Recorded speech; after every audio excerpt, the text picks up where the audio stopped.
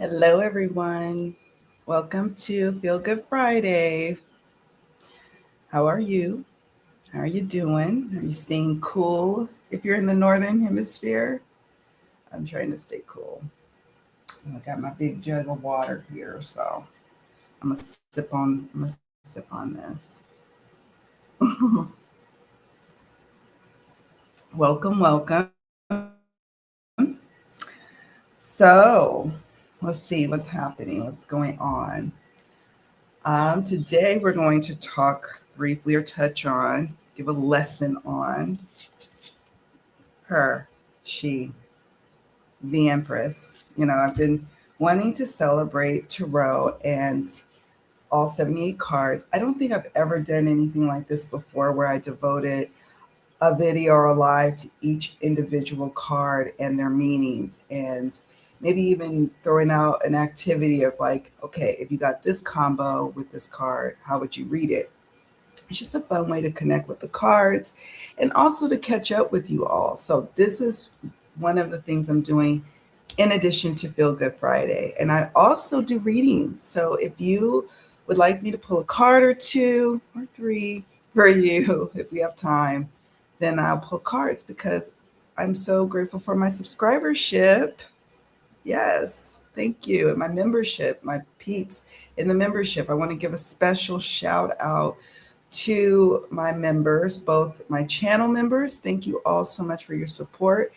And for my Ko-fi members, I thank you all so much. We are in the throes of a 31-day challenge called the Get Out of Your Own Way today. We're day 3. And I've just been loving the aha moments coming up for the members. So keep sharing them. We will be getting together. I'll be in a members hangout on Sunday. So that's for my Ko-fi members.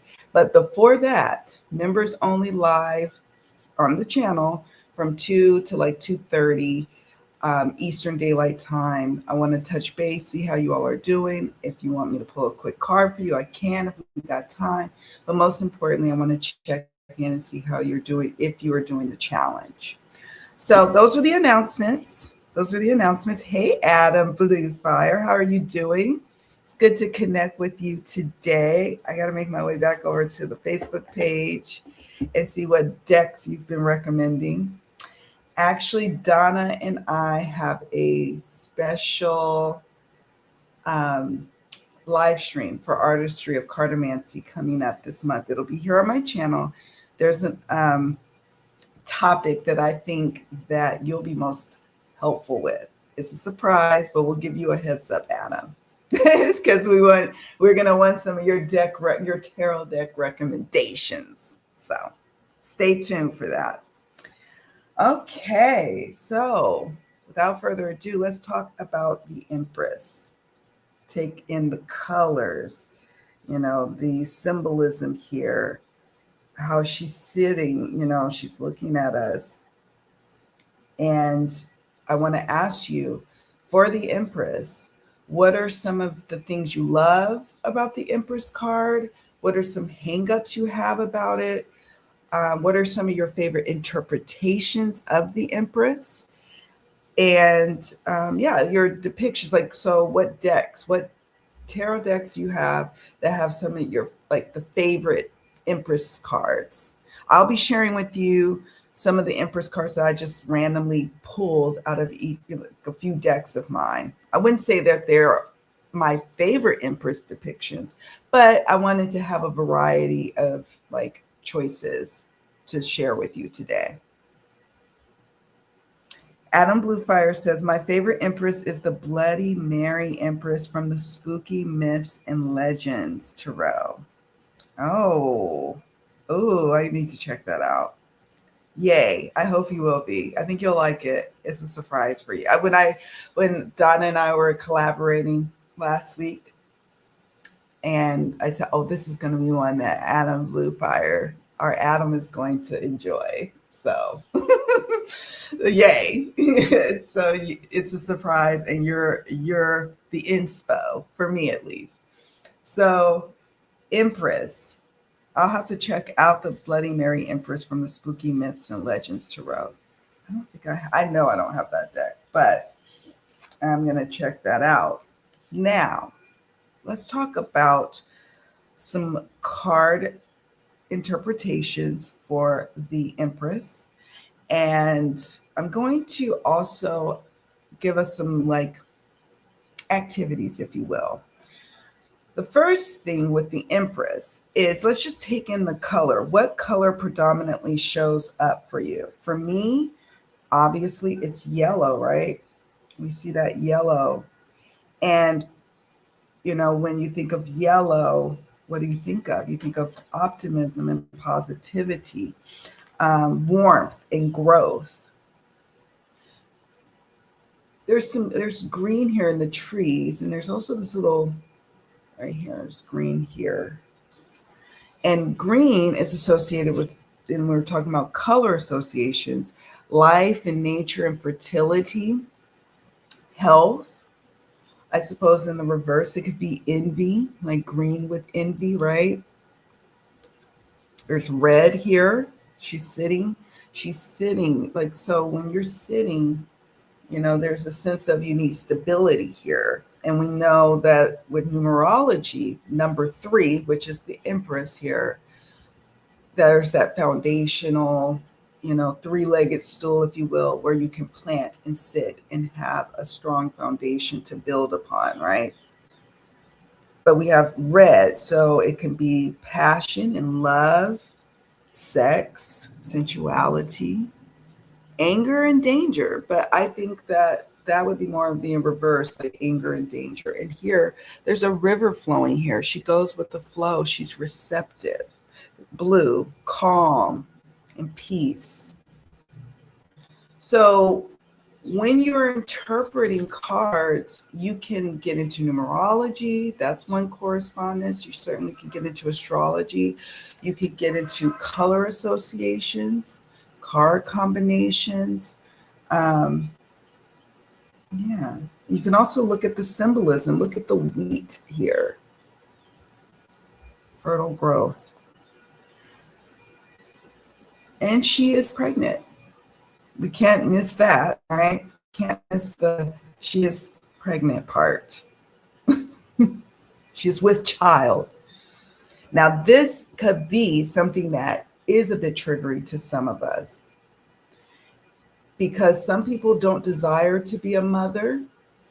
Others have had challenges with fertility or becoming a mother. Others have issues with the whole mother archetype. So there's no judgment there. It just is what it is. So this is why it's wonderful that there are various depictions of the Empress. And you'll see what I'm talking about in a moment. The Empress is the classic lady who takes lemons and makes lemonade. Yes. Ooh, yes. Yes, yes, yes. She's got a crown on too of stars. Look at that. She can make something special and abundant out of nothing. She's not so much the mother, more as the birther of the material world. Oh my goodness, I love that. Adam, yes, absolutely. Absolutely. Part of that abundance, if you will. And so to that end, I want us to think about some of our upright meanings or the more positively aspected meanings of the Empress. Creativity, fertility, abundance, receptivity, nurturing, comforting, sensuality and beauty, or all things beautiful, divine feminine or femininity, nature and harmony, artistic expression, pregnancy and motherhood, stability and fruitfulness, and birth. Now, before I move into the reverse or negatively aspected card meanings, when we think of birthing something, it doesn't, oftentimes it's not talking about pregnancy. It's not, you know, the actual I'm giving birth to a child. It could be I'm giving birth to this creative endeavor. I am creating a business. I am creating a home space for myself and my family. It doesn't necessarily have anything to do with a baby, but I love the analogy of a gestational period. I love the analogy of like birthing something into the world. I love thinking of it when you're thinking about creation, and everything has its own gestational period. And to step out of the way and be receptive, and you're co-creating with the universe, and now you've birthed something beautiful. So I really, really enjoyed that analogy. I am a mother. I've had several children, but I also have had significant loss. So sometimes, yeah, the Empress, there was a time it could have been very triggering for me. Um, but when you think about it in other ways, other interpretations, and what it stands for, you could see how it's a really incredible card. Some reverse card meanings could be a creative block, being selfish, impatient, because she's patient. This one is impatient, overly dependent or expecting others to be overly dependent on you, insecurity, infertility, lack of confidence, and lack of growth, stunted growth, overbearing tendencies, disharmony, negligence, unable to trust, financial instability, unfulfilling work, and emotional conflicts. And notice that the meanings that I've selected, yeah, with the exception of like birth, I suppose, or fertility, even that's not necessarily, could be gender neutral, I suppose, or motherhood, with the exception of those meanings, this could apply to anyone. Doesn't have to be just speaking to a woman or a person who identifies as a woman. Do you understand? So, yeah, this is, here we go. Hello, how are you? Welcome. Thank you for being here. Are you here for my little mini lecture on Empress, or are you here for a reading? Because I will be opening up the floor after I do my little Empress discussion to a couple of readings, a couple of card pulls. Welcome. Thank you for being here. Adam says, some people hate pregnant empresses. Yes. I don't mind either way, as it can be metaphorical. It's supposed to represent not just fertility, but also birthing ideas, divinity, projects, creativity, a new you. Yes, that's how I feel too. That's exactly how I feel. Oh, you watched Disclosure Day. Donna mentioned it to me. I'm on an island. I didn't hear about it till Donna mentioned it last week. And that's a clue to what our artistry of cartomancy is also inspired by. So this is so great that you mentioned it. So yeah, that's going to be for our artistry of cartomancy. I think that's on July. Let me look. I think it's July 16th. Thursday, July 16th is when we're having our live stream.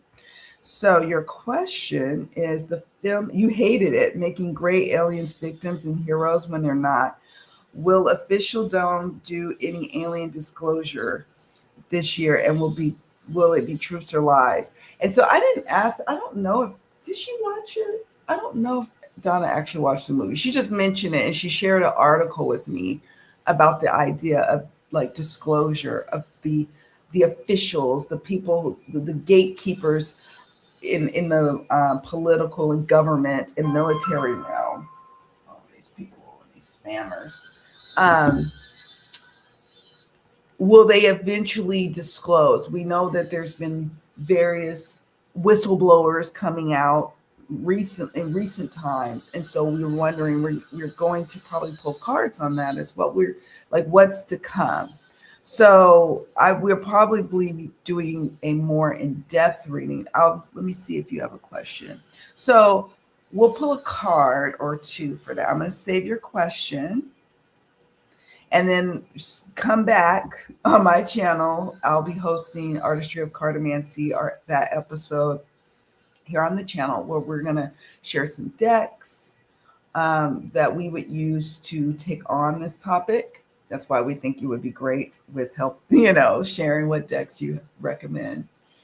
And a reading, a collaborative reading that we're going to do on the topic. Yay! I'm happy you're here for both. Okay, well, I will add you to my little reading list, and I'm excited to do a reading for you.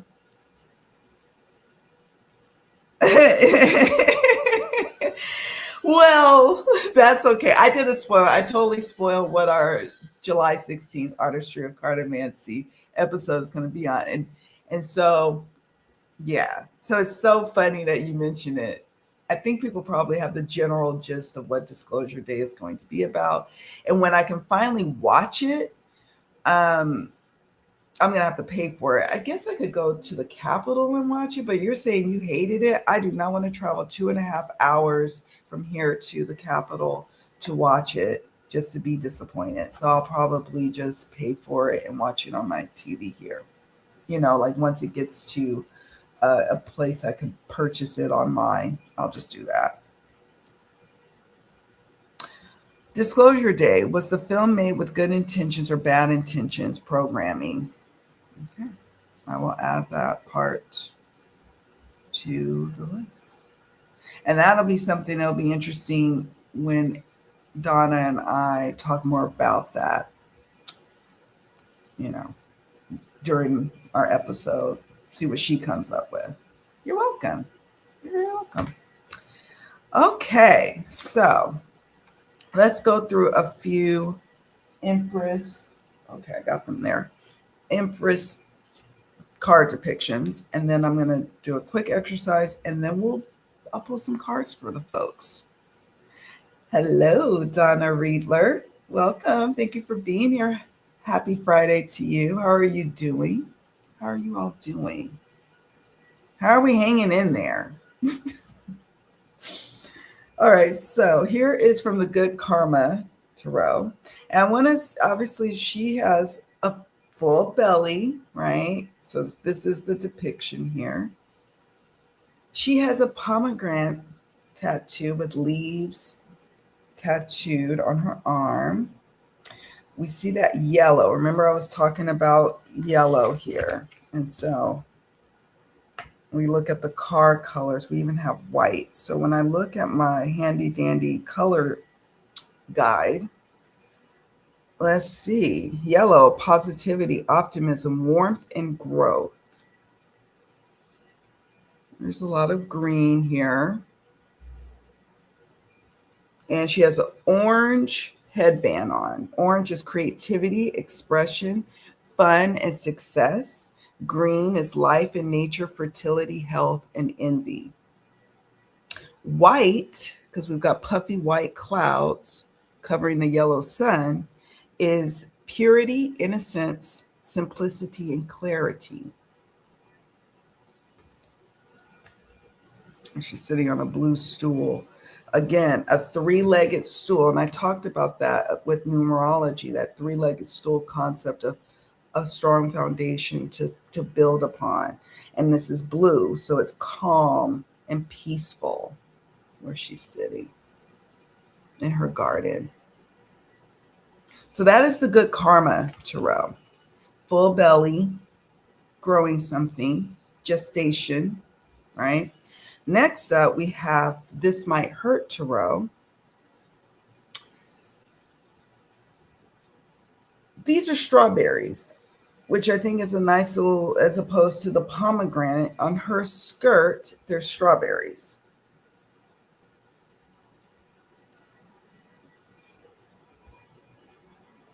She is not expecting. There is yellow, yellow sky. She's got the crown. Look, the similar star crown here. She's sitting on a tree stump. There's lots of symbolism here. And the wheat down at the bottom.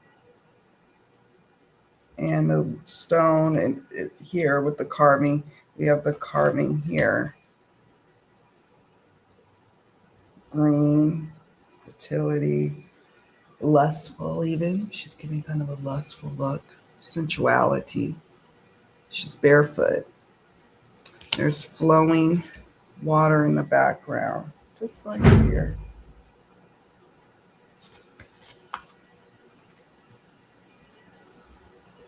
Glad you're doing okay.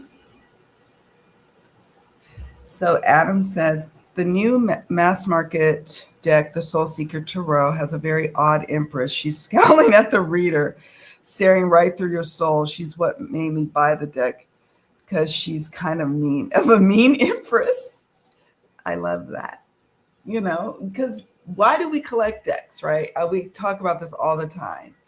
All the various different depictions of the cards, it helps us to stretch our interpretation as a reader. We learn so much from all our various cards. So that's why I collect decks. That, and I love pretty art in my hands. This might hurt Tarot's Empress seems much more relaxed, an everyday Empress who's just going with the flow, embracing her freedom, at one with herself. Exactly. That's the feel I get of her too. I relate to her. Hello, dear. Oh my goodness. I'm happy you're here. Thank you for being here. How are you doing? Oh my goodness. Blue Crescent Tarot is in the house. I'm happy. Happy. Tarot Arcane, I don't know, The Earth Tarot by Taylor Brenn's Empress is brilliant. It's an orangutan. I can't spell, but she's so funny. Love this card. It stands out in the deck. Oh, orangutan. Those are funny. They're funny looking. Beautiful creatures, but funny looking. So, yeah, I love you too. I'm so happy you're here. It's like, hey. So the next Empresses I'm going to talk, well, they're from the same deck, is the Muse Tarot. And this is from the Indie edition. There's 2 depictions. I forgot the reason why she made 2 Empress cards, but I think it's because Chris Ann Donnelly is such a creatrix. Like, she just creates these beautiful decks, and it almost makes sense that she has 2 Empresses in her deck. But basically, the difference that I can tell is that one's Empress eyes are closed and one's eyes are open. And maybe if you all know, if you have this edition of the Muse Tarot, I drew a blank, you could share. I had the mass market, and then I had to pare down before I moved abroad to the Caribbean. And so I sold it. And part of me is like, oh, I wish I would have kept it, But I use this one. I'm not afraid to use this one, even though it's indie and kind of precious to me. But yeah, she's got her eyes open here, her eyes closed here. We've got like this, planetary stuff going on. We've got the yellow, right? We talked about the yellow. We've got the green, the colors here that's depicted. Wow, it's powerful stuff. And I have the guidebook. And I would say here, let's just read some information. Let's just take this one. Main message: nurturing, mothering love from the universe. Keywords are divine feminine, embodiment of creation energy, healing, mothering, self-love, self-care, compassion, fertility, Gaia. Creator, musing. You can create anything. Are you choosing to create things that nurture yourself and others? Word prompt, fruit from the creatrix. Isn't that funny? I said, oh, she's a creatrix. And look, and I haven't read this guidebook in a long time. It's a great guidebook. She calls her the cosmic Empress, strolls gracefully in her garden of ideas. Golden seeds everywhere. She's the epitome of fertility and feminine creation. Oh, isn't it gorgeous? And so then let's see. And she goes into all that. Such a gorgeous guidebook. But yeah, there's 2 empresses. That's how like important she was to Chris Ann when she was creating this deck. Then we have the Gaian Tarot, another lovely lady, and you know, with the wheat. Oh, look at the rows here of agricultural plants here. What is that? Lavender off in the distance. A cornucopia of an abundance of fruits and veggies, and yeah, it's quite lovely.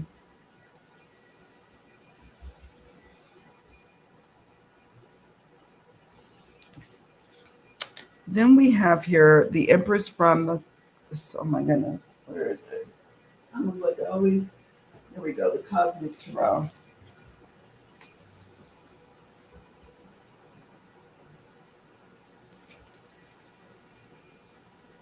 Wow. She is abundant. Again, you're noticing those yellows. We have blues, greens. You know, it looks like, is that a fur? She's got jewels on. You know, the world in the corner here. Look at her gaze at you. She's gazing. She's, you know, face forward even. It's, yeah, feeling luxurious. Yeah. Adam Bluefire says, Crystal Keys Tarot's pregnant Empress is stunning. Oh, a rich, beautiful blue color crystal, chrysocolla. I'm gonna, you know, that's like my next deck, right? I was like, oh, I was itching to buy a deck for the upcoming Artistry of Cartomancy. And I was like, no, because the next tarot deck I plan to get is the Crystal Keys Tarot. So I had to stop looking for galactic based decks to purchase, because it's like, am I really going to use those? I could, you know, let me shop my collection on that. But I have nothing like the Crystal Keys Tarot in my collection. So it's my number one immediate, you know, on my wish list to get. But here's the Cosmic Tarot. Here is Tarot of Haunted House. And what do we think of her as the Empress?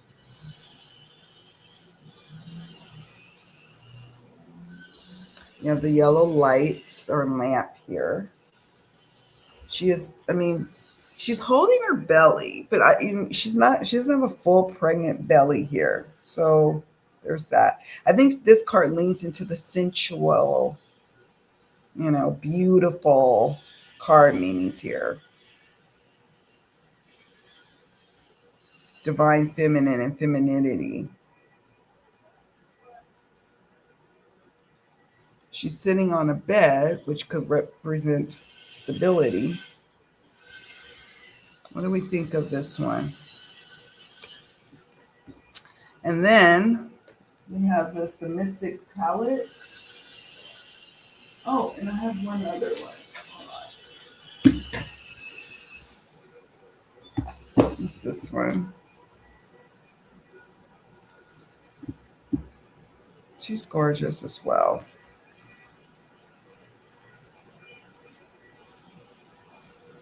Her hands. Look at her hands. The animals, the flowers. Again, noticing her gaze. She's looking straight ahead at us. With card interpretations, I love to pay attention to the positioning of the characters to guide me in readings as well.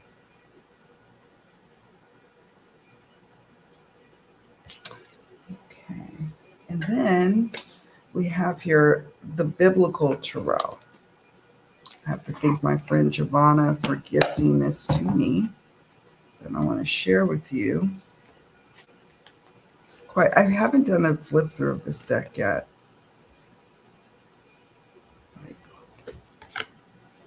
Let's see. Here's the Empress, Mary, Mother of Jesus. This would be, for some people, remember we talked about sometimes the archetypes, especially in the major arcana of the tarot, can be challenging for some of us. Some of us, the Hierophant is difficult. Some of us, it's the Emperor archetype. The Devil could be challenging. And yes, the Empress. But the reason I wanted to share this one, aside from her being, I don't know, a mother, is this little guidebook. Actually, from what I understand, that this deck comes with a nice little chunkier guidebook.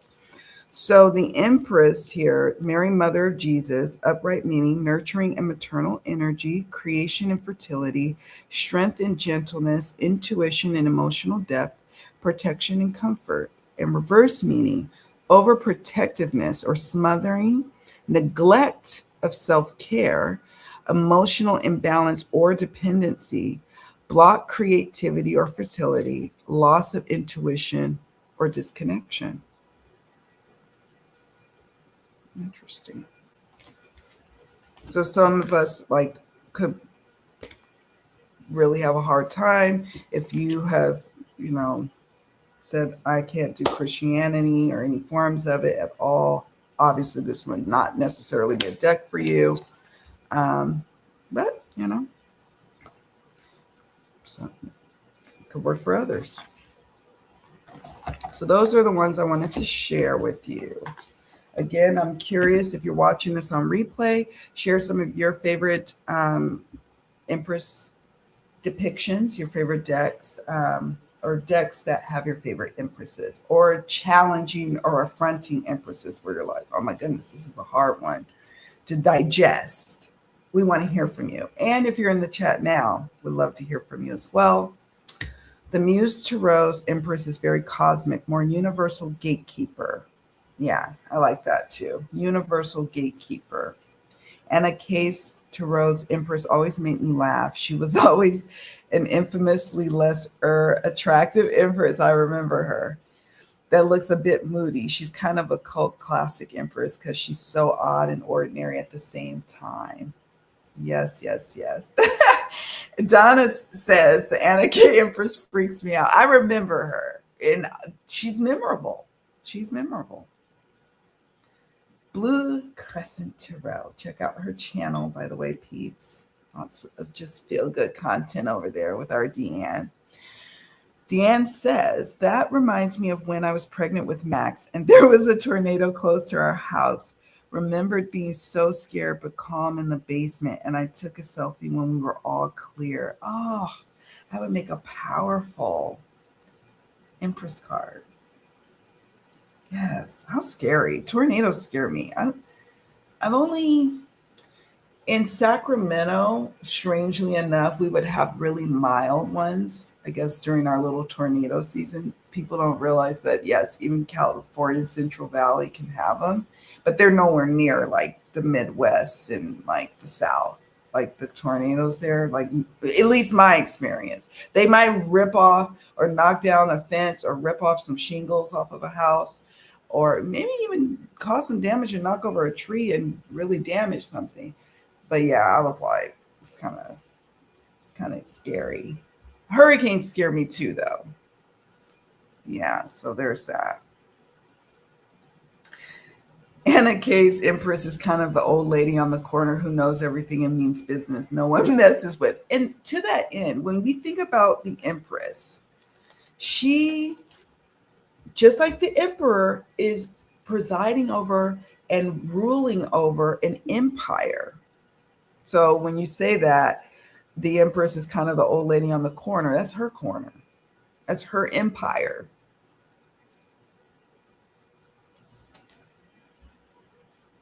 Yeah, it was like I wanted to prove I made it through something. Yeah. Oh, I'd love to see that image. I can visualize the image. You emerge, and we survived. And that, you know, the safety of the mother being around her, inside of her, the protection. That's another, I think, another keyword, the protection that she gives and she receives. I love that. Actually, I really love that. Hmm. The shadows we cast, Empress, is different. A lady in white walking through a field in the dark, moon shining down on her with flowers sprouting around her, showing even in dark light can be birth. Oh, that sounds gorgeous. That's a deck that's on my radar. I think I might have even added it to my longer wish list. Pretty sure I did. But that sounds gorgeous. And our Empress here, she's wearing a white dress, but she's got little pomegranates all over it. She's got pearls on too. She's wearing her pearls. I can just imagine it's terrifying. The sounds, the tornadoes, and you just don't know what you're gonna when you emerge, what you're going to see once you come up from the cellar. Like, oh my God, it's terrifying. Ah, you're making my day. Ooh, okay. Yeah, like it is scary stuff. And so, yeah, she's tucked away. The cellar being of like protection, but also you as the Empress choosing to be protected, choosing to offer protection. Oh, interesting. Ventum Arcane, the Air Tarot's Tower card is a tornado, genius card. Yeah, that would tornado with the tower archetype, that works. The Hudson Valley of New York, where I'm from, now gets tornado warnings, which never happened all the years I was growing up. Yeah, shifts and changes in our climate. Things are changing, in my humble opinion. Wow, that must be something. That is something in our lifetime to see the changes, right? Game of Thrones Tarot Empress was Daenerys, a classic empress, adored, worshipped, the protector, someone giving hope to masses.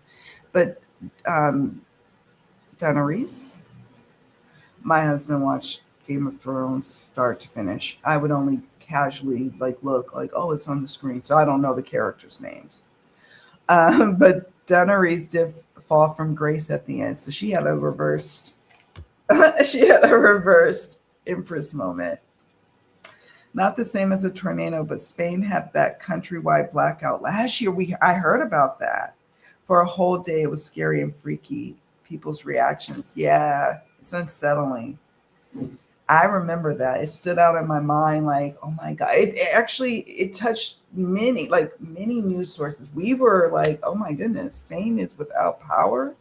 San Francisco had a massive outage. Was it last year or this year? I think it might have been this year for hours. It was kind of like, oh my goodness, a city that is always alit. Here I'm used to it. This is, it's humbled me in so many ways. The power outages out here. I'm like, oh, okay, we're having an outage today. Some planned, most unplanned, just what it is. So now, friends, what we'll do, and then we're going to move into some readings. But before that, I want us to think about card combos with our Empress. So when you get the Empress with the Two of Wands, what do you think of for a potential meaning? Remember, there are no right or wrong meanings. You're pulling from your intuition, your experience, your understanding of the card interpretations. Also, the querent's question, or you as the querent, your question, all of that ties into it. But just generally speaking, what do you think of when you think of the Empress with the Two of Wands? Hello, Beth. Happy Friday to you. Thank you for being here. Hey. Aw, my babe peeps are up in the chat. I'm so happy. So, yes, we want to know what, when you get the Empress with the Two of Wands, another one, another combo. What about the Empress with the Devil?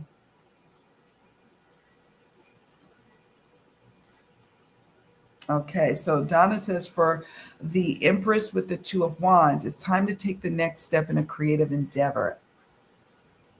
Perfect. Yep, depending on the question for sure. And I'm a questions-based reader. I prefer a question, or that's what I prefer. Now, can I throw down with some cards and just go at it? Yes, but I prefer a question. Depending on the question, I say in order to take care of yourself, you need to explore options. Yeah, consider some options for self-care. And, you know, how are you going to go about that? Are you going to, choose to continue to do what you do, or choose to prioritize your self-care? Empress and Two of Wands, your ideas are being planned, beginning to take flight. You're planning to do something big. Oh, I love that. And especially when you think about the Two of Wands. Let me see if I have her. There we go. Let's see.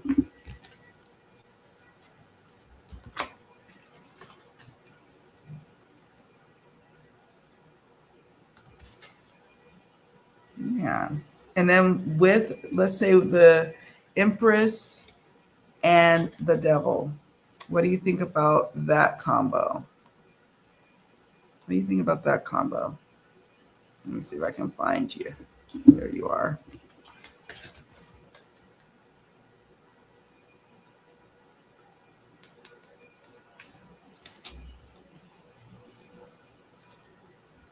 Empress and Devil, abundance out of control, the birthing of darkness, spreading negativity to justify someone's own bad feelings, possible miscarriage, okay, or someone's child doing something bad, the little offspring and then let loose and got running amok in the neighborhood. I like that. Great interpretation. Yeah. And if you, whether you deal with reversals or not, you can look at like this combo, like the more negatively aspected nature of the Empress. She could be controlling. She could she thrives on people being overly dependent on her, or she's overly dependent on someone else. Maybe she's, kind of also wants to be a martyr in a situation, but overbearing mama.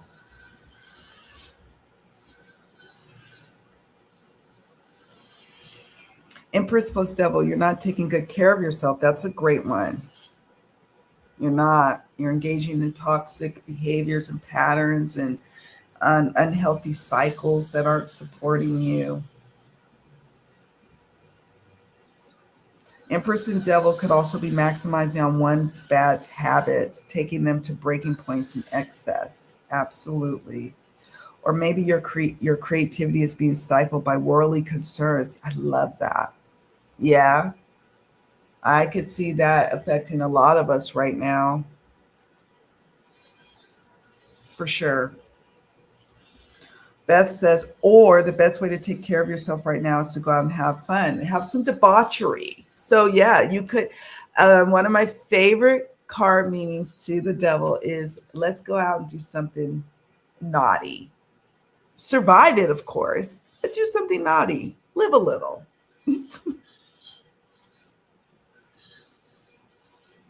Oh, the Devil can be Dionysian too.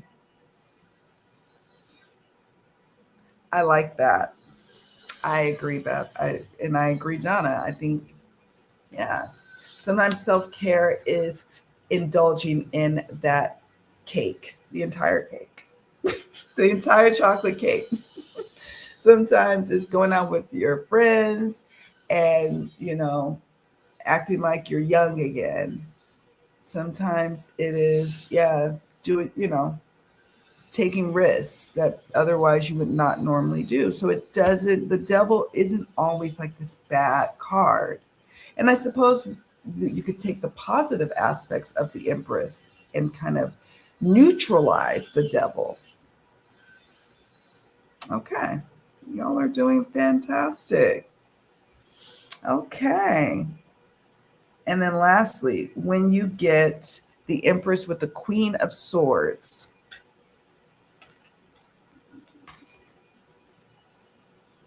let's see if I can find the Queen. Here she is.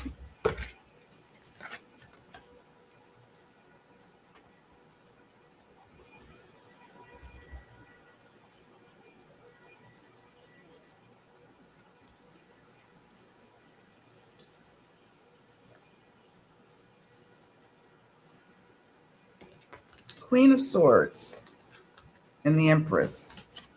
Are they friend or foe?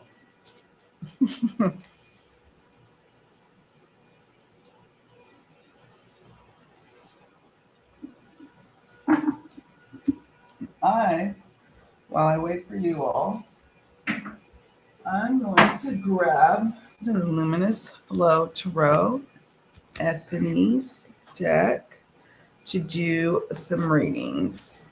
Do a couple readings for the peeps.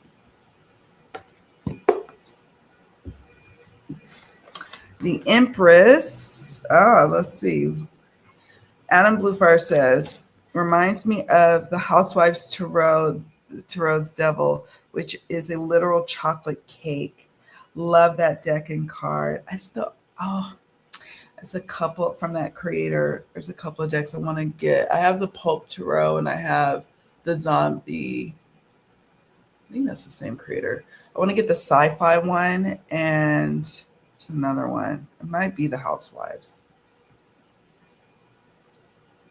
But yeah, indulge in that cake. I went crazy last night on some of these little lemon. They're from Spain.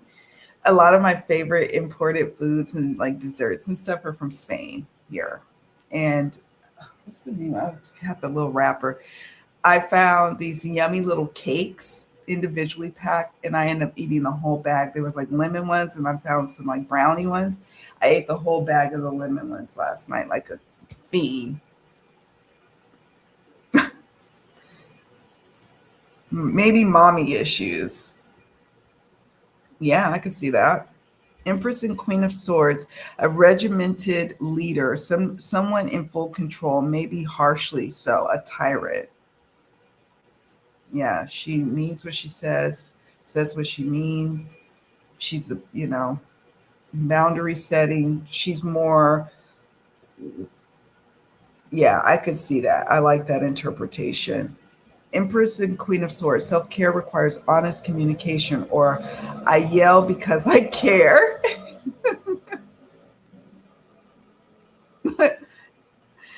I would say with the Queen of Swords that you should take care not to be giving too much of yourself. Yeah. Boundaries. Empress and Queen of Swords has some kind of serious control issues. She wants to be kind and fair, but can't bear to be. Ooh, I like that.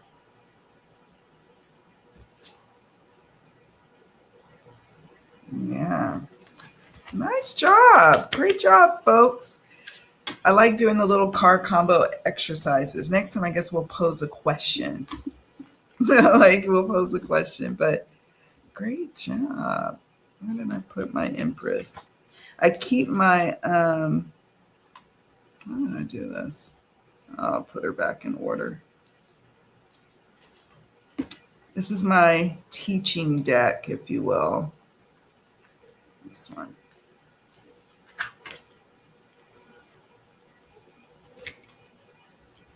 So I'm going to start doing a few readings that we have from the audience, y'all, and then go from there.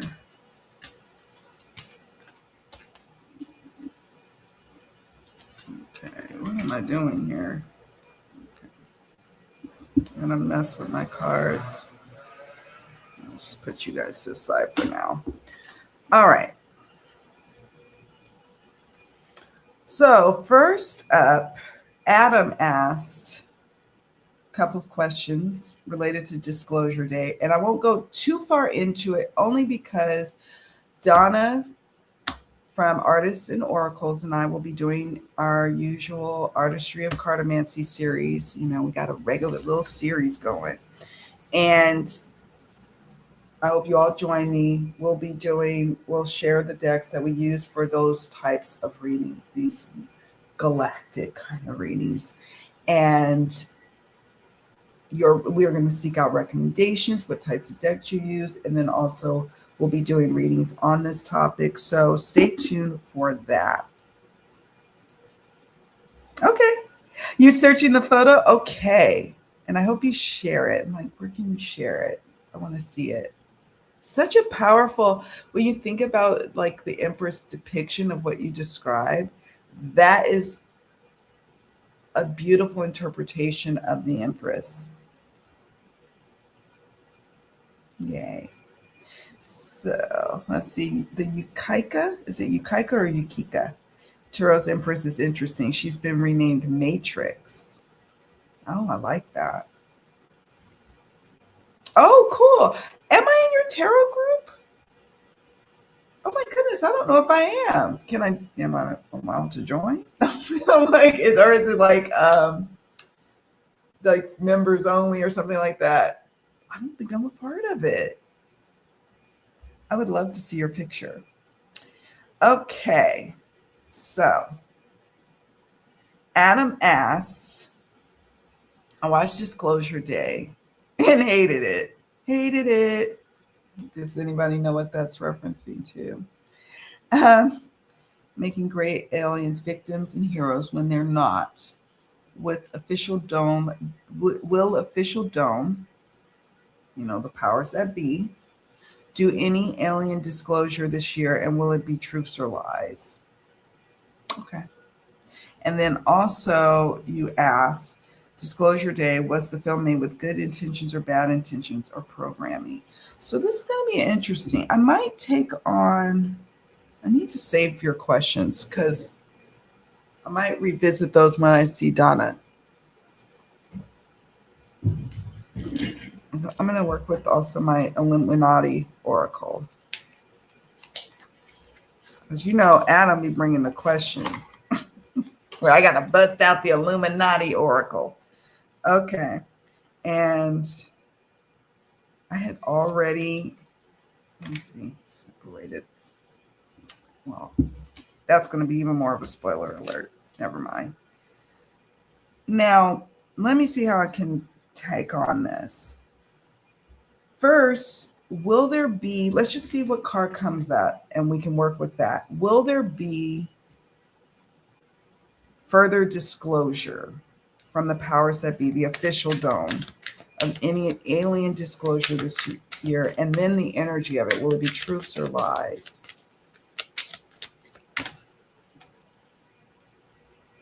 Okay, Nine of Pentacles. I have my own reasons why I think that more will come out. And I'm just going to say this. I think that it's the right kind of level of just like distraction from some of the other things that are going on that people have been demanding and complaining and raising their voices and protesting about. So I could see this being the right time for disclosure because it could be an effective distraction. Just, like if you catch my drift. Certain other things that we've been demanding to be fully disclosed have been pieced and parsed and not fully the e-files and things of that nature. So what better way to distract the people than to say, oh, look, over here. So the Nine of Pence is an affirmative card of yes, more to come. Can we trust what's to come? Temperance. Wow, such a pretty deck. Temperance. This is the luminous flow tarot. So yeah, because our current president, he don't know no better. He gonna be released. He don't know, like, oh, maybe we shouldn't release that. He wants it all to come out because probably the right folks are gonna be buzzing in his ear. So there could very well be additional disclosure, and you can say, yeah, it's gonna be the truth. Why though? To neutralize and like bring into balance people's attention and focus away from something else going on, like eroding our rights, doing really nasty stuff. And then you can say, oh, well, look over here, look over here. That's what I get. That's what my intuition is saying. I'm going to pull some oracle.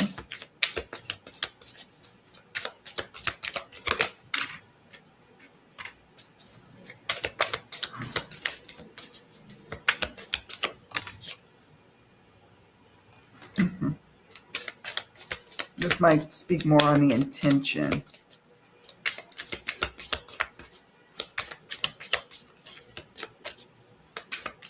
Like I said, we will, Donna and I will go more into it. Okay, so I think this is speaking more to the intention behind it.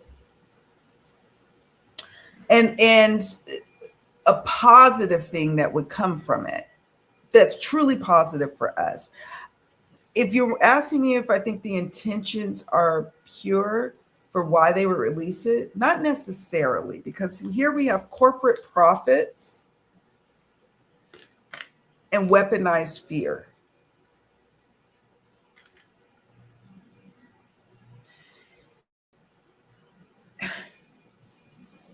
Yeah. While they're doing this, taking out of our treasury, out of doing the things that they do, covering up, scaring us into giving up more of our rights. That's what's going on. To me, that's not really good intentions for releasing some information to me. But hey, you interpret that as you interpret it. Corporate profits. Listen to this. This event or policy benefits those at the top, regardless of the cost to the public. Follow the money. It will always lead you to the true motive behind the policy, product, or crisis. Weaponized fear. Some people are terrified of the idea of extraterrestrials floating out there or other life beyond. Some people are really afraid of that, right? Some of us are like, I'm here for it. I'm excited. And others of us are kind of like, I don't know. I'm kind of skeptical, or I don't know what to believe. And so we've got this range of folk. But fear sells. Fear motivates people to give up things that they normally would not. So weaponized fear. Fear is a weapon, and right now it's aimed directly at the collective mind. Recognize the difference between genuine caution and engineered panic. You decide which signal to amplify. A positive byproduct of all this disclosure, free energy. The knowledge, The knowledge of free energy is within reach. This technology has the potential to liberate humanity from the control of the few and provide limitless energy for all. So that's a positive thing for us. But it feels inadvertent. Like maybe the extraterrestrial beings, they're going to help liberate us. So that's what I got.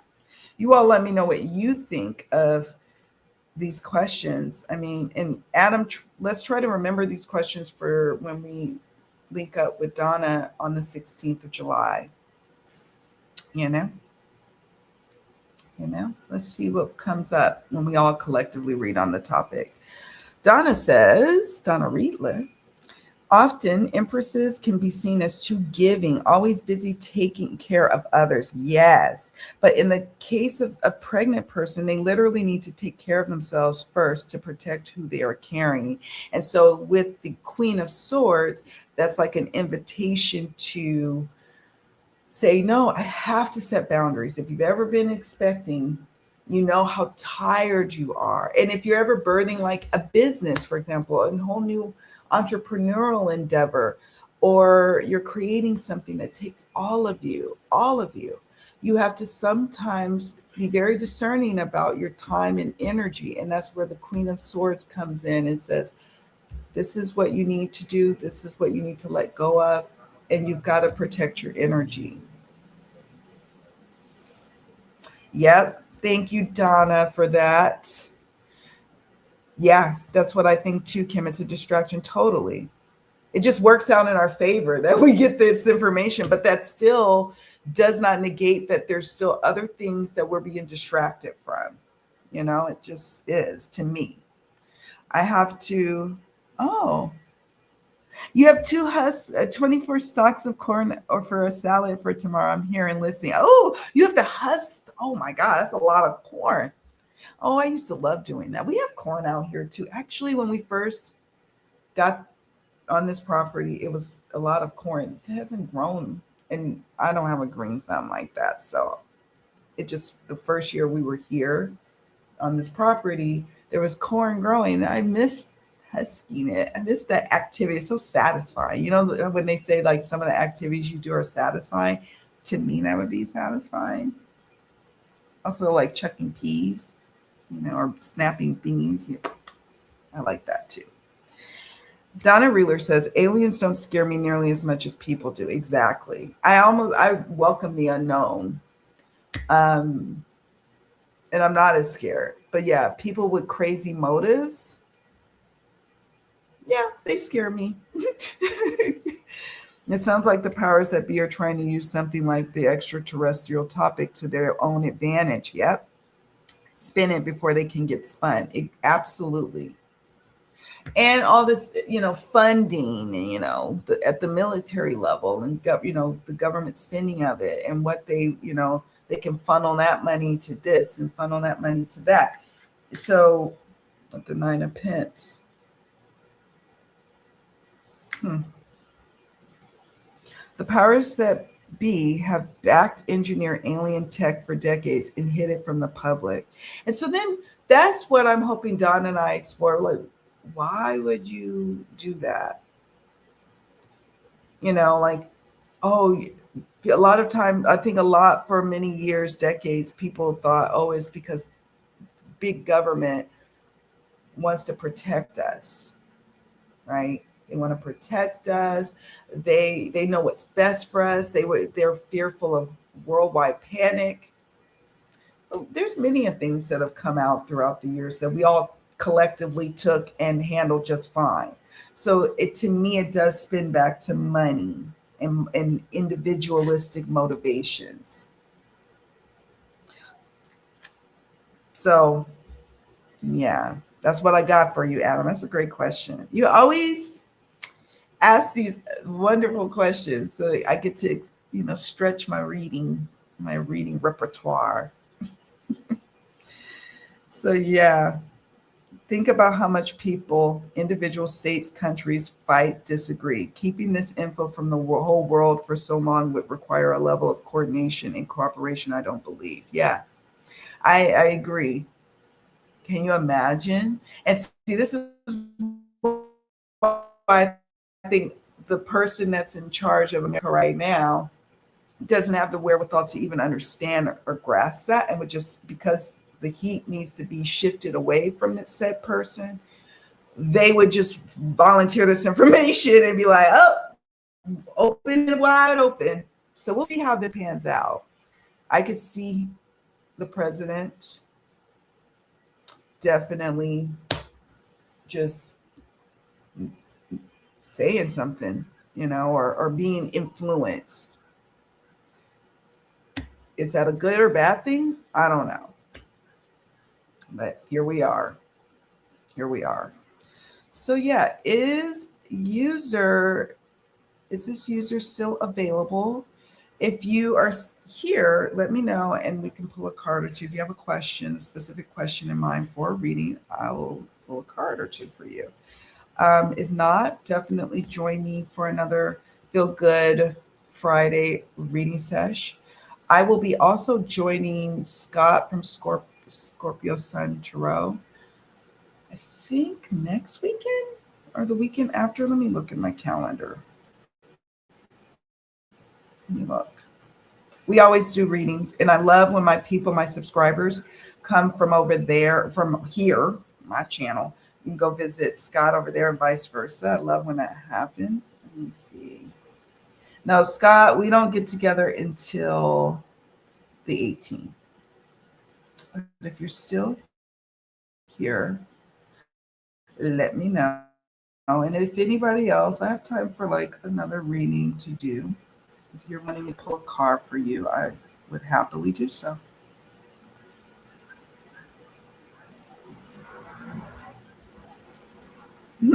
You're here. You're here. You're here. Okay, perfecto. Then I'll pull some cards for you. I got your question.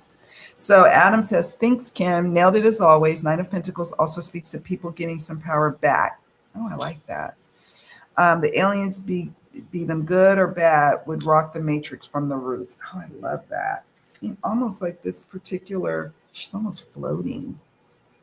Not from the roots. I love that interpretation. I found Disclosure Day also painfully condescending. I am going to hear your words as I watch that movie when I eventually watch it, because whereas I'm kind of just middle ground with like how I feel about aliens and all of the things, my husband is all in. Like I'm surprised he didn't mention Disclosure Day to me. I don't know. Maybe he doesn't know about it either. Like I didn't know. But he's all in to the conspiracy theory. So cool. All right. We have a question. Get my deck together. Do my guides have any messages on my healing journey? What a beautiful question. Let's ask.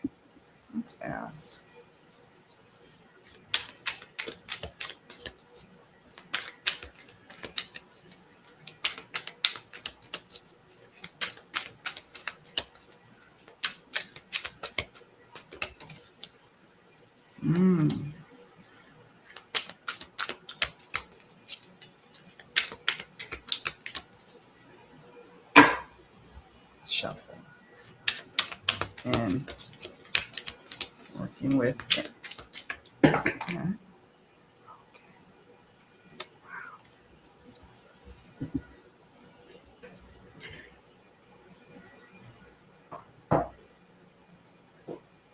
Don't mind me. Y'all know I got a gang of decks. So I love Feel Good Fridays because I'm always surrounded by a bunch of decks everywhere, on every corner.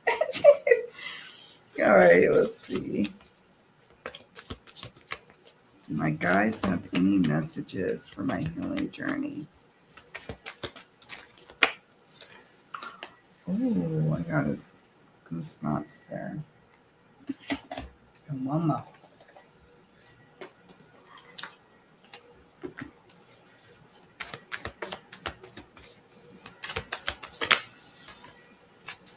Okay.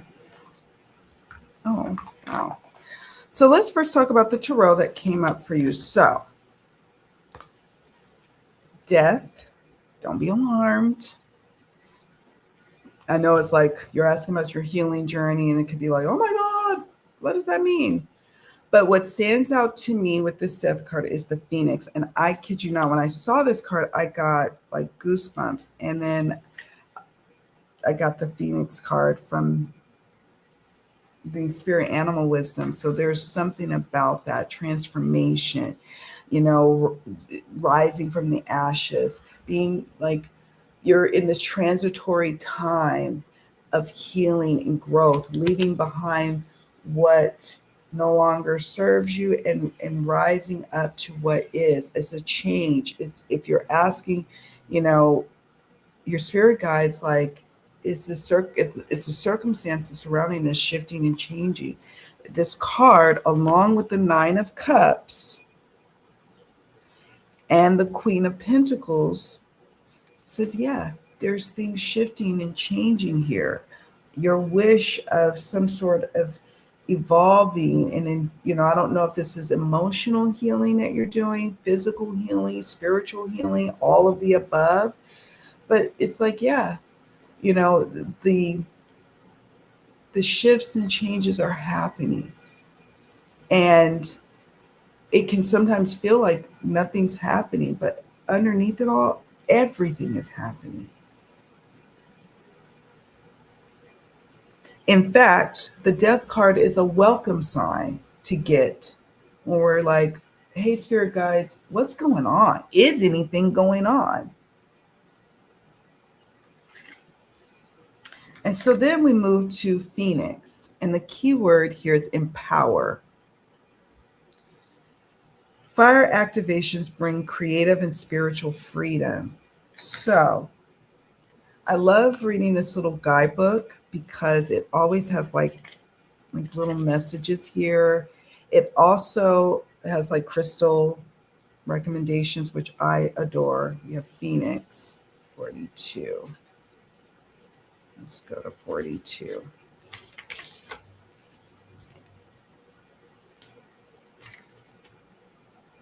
The Phoenix rises from the flames in a powerful activation of your sacral and solar plexus chakras. He speaks of creative and spiritual freedom, showing many chains that may have restricted you are now breaking apart. This energy is being recycled within you, being transmuted to something powerful, a surge of fire that will help you focus and accelerate on your path. Courage, strength, and passion are felt with the Phoenix. His energy is empowering you to shine the brightest that you can. Take these fire activations and feel them in your belly. Fan the flames and bring them up to your heart to let them settle and instill that warm glow to lead and empower yourself and others to where you and they need to be. And the crystal companions are rainbow Mayanite and golden danbarite. Here's the thing about the crystals. If you don't have them, like I don't have those two crystals, but you can look at the spiritual and healing properties of those cards. You can Google them now, right? You can look at their images and read about what are their healing and spiritual properties and start to meditate on them. And so that's another way to work with crystal healing, even if you don't have the crystals in your possession. This is a powerful time, your spirit guides want you to know, of transformation. This is, sometimes it's going to feel like things are speeding up with that Nine of Cups, and some days are going to feel really good, and other times it's going to be like things slowing to a crawl. But everything is unfolding in perfect divine timing. Things are shifting. Things are burning away. Things, pain points are shifting, and then we got peace. And I just want to show you for a moment. Where is it? Where are you? These cards. Look at that. Isn't that a trip? That we shuffled the cards, two different decks, and I felt called to use this particular tarot deck for your reading, and we get the Phoenix. Your spirit guides are so loving you and wanting to empower you, even through moments of pain, even through moments of, because even in the moments of pain, there's growth. It can not always seem that way, but spirit here gives us peace. Your spirit guides say, just because some people are fueled by drama, some situations are drama filled, right? Doesn't mean you have to attend the performance. Make your life a drama-free zone. So this week, going into next week, how can you make your life drama-free? a corner in your home, drama free. That's your drama free zone. Lean into that space this coming week. Lean into it. Yeah. So your healing journey, it feels like it's been ongoing because you got the like the 9 of cups, and you got the Queen of Pentacles. Um, but it's been in motion for a time, and now hopefully during these next few months, you really start to feel a sense of change and growth and peace. Oh, let me see. Like Adam's interpretation. What an aligned reading. The beautiful Phoenix card with the luminous flows, Death's Phoenix card. How incredible. Burning away what no longer serves you, with Queen of Cups purging out of stale emotion. Oh, I love that. Stale emotion. Look at that. Where are you? 9 of Cups. Yes, yes, yes. What burns away, literally or metaphorically, needs to. It's no longer something or somebody that needs to be in your space anymore. Yeah, something needs to change and shift. A relationship, your space, um, because something is being birthed through you. So yeah, it's no longer something or somebody that needs to be in your space anymore. Its exit gives space for something new. Yeah, maybe the phoenix is some kind of totem being you need your in your life, and you can have a picture of the phoenix, or there's beautiful imagery of phoenixes, not just in these cards, but I see them from time to time, and they're inspirational. I love that so much. Layers and similar cards coming up, or other little nods and nudges that happen when using multiple decks. I know, me too. So I love multiple decks. In our last reading lab, I tasked myself with just using 1 or 2 cards because I normally am a maximalist. And and you can gain and glean so much from 1 or 2 cards. But the fun for me is layering and digging into the cards. Oh, honey, you're welcome. And yes, this is a season where you get to just pour it onto yourself, into yourself. If you've been struggling, and you don't have to share like in what ways, but the next spirit is wanting me to say, the next 9 days, 9 of Cups, 9 days, and for the season of summer, find little ways of relief. Be selfish. You're going through a time and you are emerging. Your spirit guides are saying this is a time of emergence, but like Adam and I were mentioning, something is falling away that needs to. So sometimes when things are, have you ever had, well, I guess childbirth could be one example, but like something painful that happened. I'm thinking of like when one time when I was little, a, like a brick. Someone had pushed a brick off and it fell on my hand, and my nails, like a couple of my nails, it was so painful. They were like little blood clots or whatever. And it was painful until finally the old shedded and the new emerged, the new nail. I remember it because it was like a couple of nails, and my mom was super upset about the whole thing. um, yeah, something painful. It may be painful for now, and then once the old is released and the new emerges, there's this release. Scorpio has 3 representative animals. Lowest, the scorpion, all rage, rising to an eagle, soaring above and in control, to the phoenix, in full control of your soul, burning the bad to find peace. Sorry, it was 9 of Cups. Yeah, I know. I missed that. It could be still purging stale emotion or broken wishes to make way for new emotions, and a sense of grounded stability with that Queen of Pentacles. So your spirit guides are also just wanting to say, we bring you peace. in the midst of turmoil. When you have those moments of peace, pain-free moments, they're there. They are there. I gotta go back and look. Let's see, did I miss anything? Arrival was a sci-fi alien film that was very beautiful, poignant, different, and didn't hammer us over the head with division. Oh, I see what you mean. Very clever and impacting movie. Arrival. Have I seen Arrival? I don't think I have, but I heard of it. Oh, I send you love, and I appreciate you being here and allowing me to do this reading for you. I'm gonna have to ask my partner if he's heard. I'm pretty sure he's watched it. It's right up his alley. I need to check that out. Arrival. Yeah, I gotta check it out. And maybe I've seen it, I'm just forgetting, but I like the themes. Hey, how are you? Thank you for being here. How goes it? Okay, I really appreciate guidance from my spirit team in finding a high-paying job in a in a healthy workplace environment. I understand.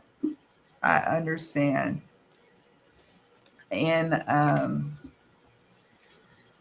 the during what was it, the economic crisis, like I think it was 2008, 2009 ish, when they were like too big to fail corporations, and then they failed.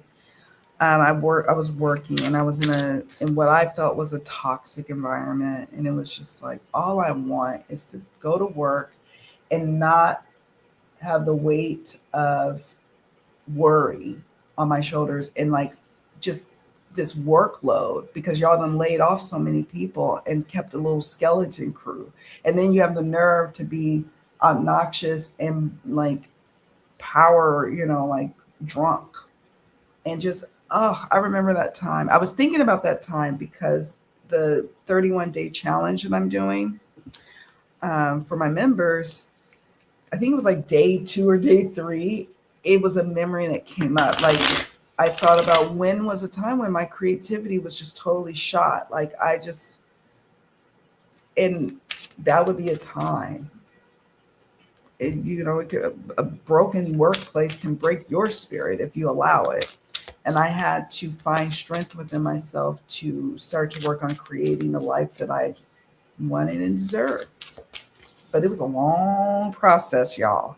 That was like, what, 2008, 2009? And it's now 2026. It was a process. Yeah, right? So done with it. Like, ugh. So we will pull some cards for you and see what the cards have to say. Yeah. When I look back on old dramas, pains, heartbreak, in hindsight with perspective, it seems so strange, so much less significant in the present, but always necessary to get you where you are. Exactly. I wouldn't, even though some of the hardships I've gone through, especially like in the workplace, if I hadn't gone through that, I wouldn't have been so like thirsty for wanting to one day work for myself, because I would have got complacent and comfortable. And I suppose that could have taken me in a different trajectory, but I'm happy with where I ended up. Yeah, absolutely. And it's just like you have to work with people too. And it's like, oh my God, some people are like, oh, they are unhealed and causing all kinds of chaos in the workplace. So I love your question, because I'm sure others could really appreciate what you're asking here. I really like guidance from my spirit team in finding, aligning, right? Let's say aligning and attracting, and yeah, being divinely led, because you're going to take action steps. You're going to ask for spirit to provide little signs, little nudges, plant seeds of opportunity on your path. You want a high-paying job in a healthy workplace.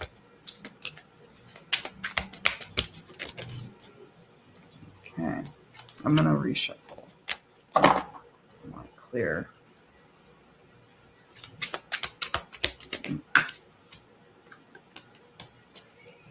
Oh, hold on.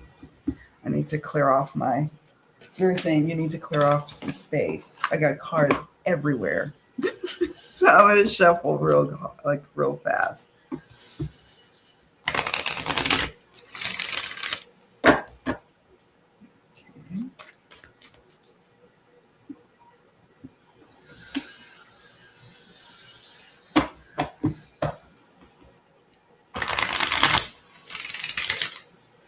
I'm here, y'all. I'm just shuffling.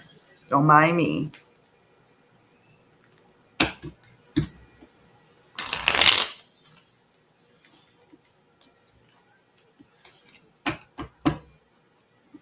Okay, now it's nice and good and shuffled.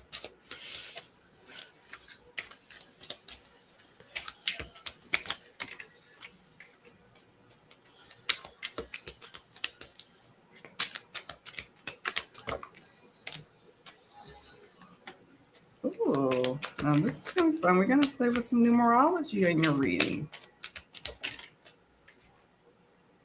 Ooh, okay.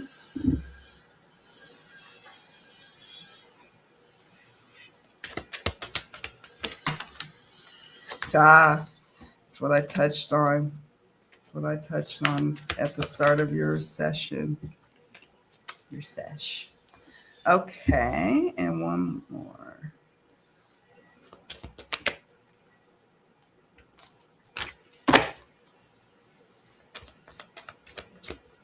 Guidance, Spirit. Okay. And then we'll use this for your affirmation.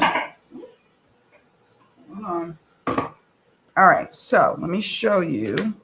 First up, we've got the tarot. We got 6 of Wands, 6 of Cups, King of Pentacles. So the reason I said let's play around with some numerology is we got 2 different 6s in the mix. 6s is about communication. Okay, let me show you. Communication, cooperation, and harmony. Okay. And sometimes we have to start to act as if, feel as if, move as if we have already arrived, is what the King of Pentacles is saying. So, for example, when I was working in that toxic work environment, right, and it was a toxic place, and I felt like I had no options of where to go or what to do because no jobs were around. Like the economic crisis was crazy. The stock market was failing, the housing market crashed, all of the things. And so I was a single mom. I had no choice, but I felt like I had no choice. But I remember getting this inspiration, this insight of move as if you are already living the life that you want to live in peace. How would that be? How would you start your day? What clothes would you wear to your new job? Who would you, be relating to and talking to? And slowly but surely, things started to shift as I started to move and act as if. It was challenging at first because I was dealing with a lot of people around me who were scared. They were terrified. I was terrified at times. And then something started to shift. New jobs, as the market started to get better, new jobs started springing up in my company that I worked in.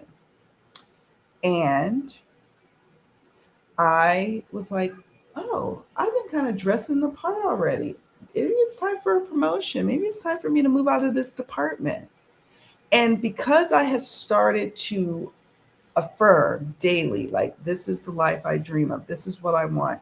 I want to feel safe. I'm tired of feeling all this toxicity. But then I let that go and I started to dream up. I am feeling balanced and in harmony. And I have such great time at work. And yet, even the level of work, the workload is not bothering anymore. I can manage it. I receive support. I also, seeds of opportunity are coming my way. And then that's when a position in another department popped up. And I applied for it and I didn't get it because they had already had somebody in mind. But they said, you know what, we're going to create a position because we thought you did so well, you interviewed so well. We're going to create a position. And then, like, not even a month later, I interviewed, they prepped me, and I got it. I started making more money in that department, same organization. And my whole life felt like it transformed. So, Spirit is telling me this to tell you it's like, think about the language you're using surrounding this current station that you find yourself in. Think about that and ask for divine guided steps and seeds of opportunity to be planted that you see them daily. And then all of a sudden you're going to be like, oh, I see them everywhere. We have here guidance. This is from the Life or Career and Life Oracle. It says, guidance. Divine forces are showing you the way to go. You are discovering another piece of your destiny and your purpose in life.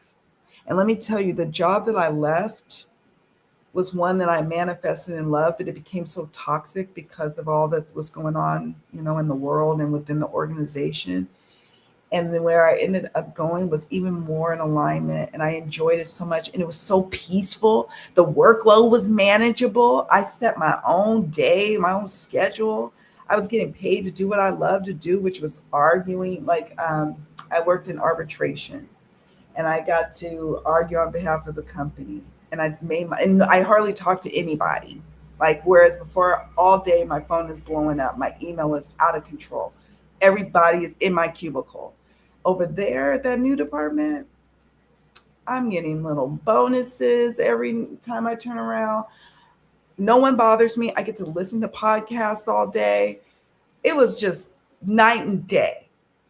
Would I have believed that I could manifest that back when I was like all in that toxic energy? No. But I had to make some different moves with my thought processes. Investment. Invest in your education and make some big plans for the future. Take calculated risks, but save something to fall back on. Take calculated risks and opportunity. And I think this is what the King of Pentacles is saying. You are going to be blessed, my dear. It's just going to be like just a little shift, and you're going to see something with that seed of opportunity come about, and you're going to walk through that door of opportunity, and you're going to be successful. We have opportunity. Doors are opening up for you. You have the chance to change jobs, start a business, or invest in a new venture. Just do it. What I was doing during that time, when it was all chaos, the economic crisis, is I started going to like the spiritual center that talked a lot about like law of attraction and mindset shifting. And I was creating vision boards, listening to new thought leaders about manifestation, meditating. I started a whole meditation routine at the start of my day each morning.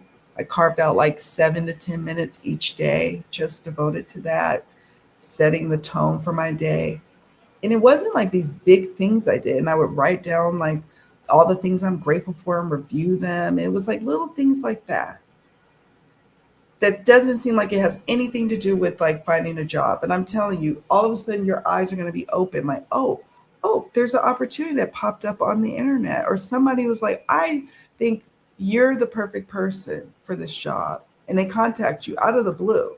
You won't have to do a whole bunch of anything, pounding the pavement. It almost feels like old school networking. Like somebody calls you up because they know you are the perfect one for it. Does that make sense? I did a lot of talking. Oh, and then last card. Frog, stepping into your power. Don't take a back seat in your story. It's time to step up. Look at all this green, abundance and fertility and growth. And we'll see what crystal to recommend to you. Frog.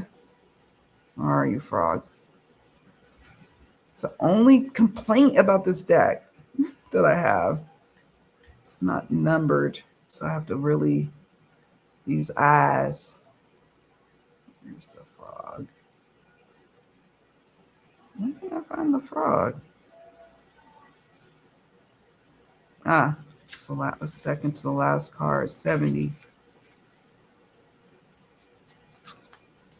The frog appears to those coming into their power, symbolizing the awakening creative energies within you. It's a truly transformational time for you, and there are many opportunities in this transition. The frog helps you swim through life's changes.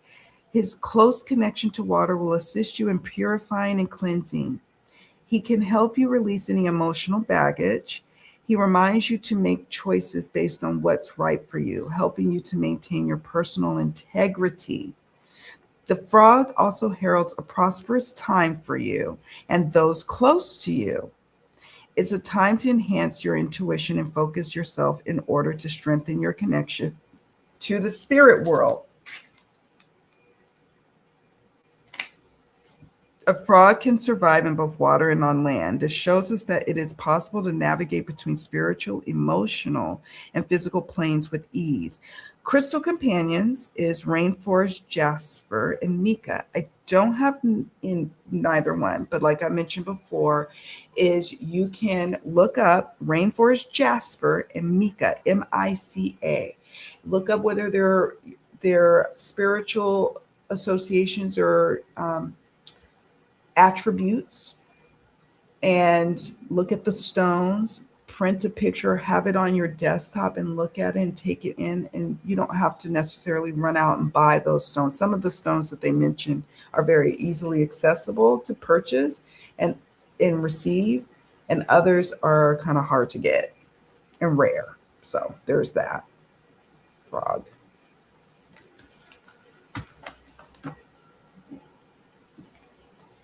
So I get it being done. And I worked at that company for many years.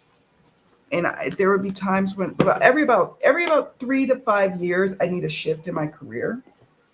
I noticed that about myself. And eventually I left that company and I went to work for the state of California. And you would think, oh, yay, that's great. It's stable and it's great. One of the most toxic people I've ever worked for was at that state job. One of the most toxic people. And you know what? It was my motivation to move up out of there. And at the same time, the pandemic came about. And so it was like the perfect storm. Another external thing going on in the world that set me up to thinking about where do I want to go and what do I want to do next. And that's how I ended up in the Caribbean. But it started with that toxic lady. I ended up transitioning out of that unit. And she told me, she was like, I am not writing off or signing off for you getting up out of here.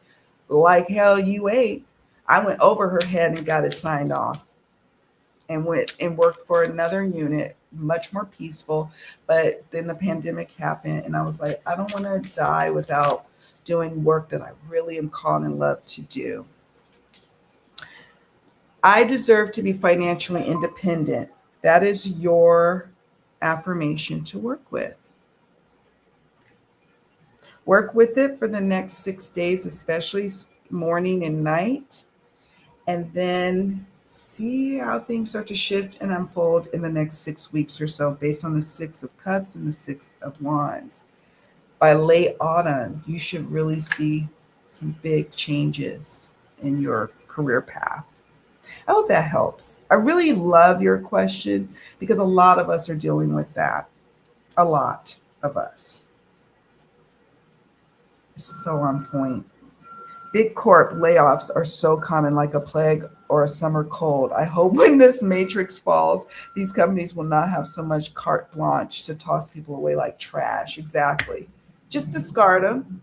You know, people worked for since they were 18, 19 years old, and then they get discarded at age 45 or 50. My mom had worked for Wells Fargo since what, 1975, 1976. I don't know. She worked for another company that got bought out by another company, and then eventually Wells Fargo bought it out in like the 90s or late 80s or something. She had been with them until what, 2012? Might have been a little bit longer than that. Many years. No, what is it when they go overseas and get cheap labor? That's what they did. I forgot what you call it. What do you call it? You know the term. I used to know it. I used to know all that stuff. I don't know it anymore. Yes. Oh, yes, yes, yes. I really enjoy doing your reading. It just takes me all the way back. What is it? Not outsourced. Thank you. Thank you, Spirit. I was like, what is it? It must say offshore. No, outsourced. Donna Reeler says, my sister worked at a large company under the fear of getting laid off every year for many years. I was so glad when she finally got to retire. Exactly. My cousin, my mom, my aunt, her sister, and her first cousin, my cousin, they all worked for the bank. They all went to like training, like this little place in like near Berkeley, California back in the 70s, looking all cute and stylish. They went to like learn how to do banking and stuff. So they all ended up in the same place. And my cousin, she just retired like a year or two ago from Wells Fargo, but every year it was like the same thing. They didn't outsource her position. I don't think they were legally allowed to, because she was dealing with like this cheat and tax stuff. I don't know. They weren't allowed to, but nevertheless, every year it was like this fear of like layoffs. Every year it was like, okay, you can't work in this office. You got to go travel 100 miles to go work out of this office, because they want to find the cheapest land costs and lease costs, because California is super expensive, right? Whatever. But it was just like, once she retired, oh my God, what a celebration. All the changes and rigmarole. Law of attraction always works. Draw a pic of you in a workplace where you want to be, or keep a photo. Yep. That's what I did with my vision. I still have the same vision board that I created way back in the day. I brought it's all tattered, but I brought it here to remind me of everything that was on that vision board. I manifested. Maybe we all need to do a workshop sometime on here. Little workshopping with the vision boards. People like poo-poo it, but it really helped me when I was in a dark place, and I was crying every day leaving work, bawling. Like, how did I get here? But everybody was going through it. I wasn't alone during that time. So, yep, have it in your phone, an image. I now use Pinterest again. I talked about that last week. I use Pinterest, and I create my own little boards, inspirational boards that, I refer to. You can save it on your phone, a little folder in your gallery, your photo gallery, that you save things, inspirational quotes, workplaces where you see people smiling, and depending on the kind of work that you want to do, envision yourself. And it's a trip about the job that I ended up moving out of the toxic situation into the better one at the company I worked at. The reason I knew I wanted to go into arbitration was I used to volunteer as an arbitrator for many years prior to being one of the company's like arbitration specialists. So just like courts, civil matters, insurance companies, they abide by, most of them do, not all of them, but you can enter into arbitration, and they have like arbitrators or judges, if you will. And I used to volunteer every month to be an arbitrator and hear the cases. And I did that for so many years. And what in the old toxic department, they were like, you need to let that go. There's no time for that, because you would take like pretty much the entire half day once a month to do it. And I was like, I'm not giving that up. It's the one bright spot of my work month. I'm not giving it up. And I started hearing through other people who are working as arbitrators, that's their job, and they also was handling arbitrations on behalf of the companies they work for. And so I was like, I could do that too. I want to do that. And so I started envisioning what my day-to-day life would be like in that unit. And lo and behold, finally a position came up. And I could have been turned off like when they were like, oh, we didn't hire you. But they loved my attitude. They loved that I was super knowledgeable. They just had already had someone that they wanted for the one position, but they created a position for me. But I held the vision of like I could see my work day and how it would go.